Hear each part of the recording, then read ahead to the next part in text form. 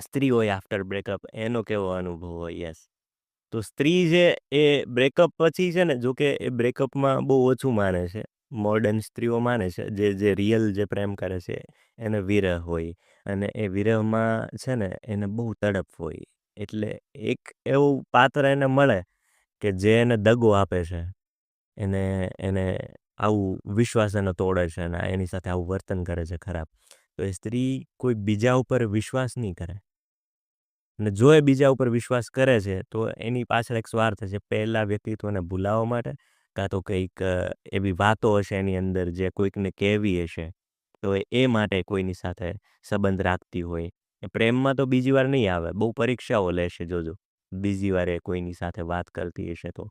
એની પરીક્ષાઓ લેશે, એ જાણશે કે આ પાત્ર કોની સાથે કનેક્ટ છે. અને એ વિશ્વાસ બહુ ઓછા પાયે કરશે.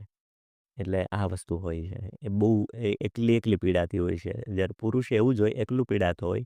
પણ સ્ત્રી જે છે એ ખાલી કરી શકે છે પોતાને. કોઈને કહીને કે પછી એવો કોઈ વિશ્વાસપાત્ર વ્યક્તિ ગોતીને કે લખીને કદાચ.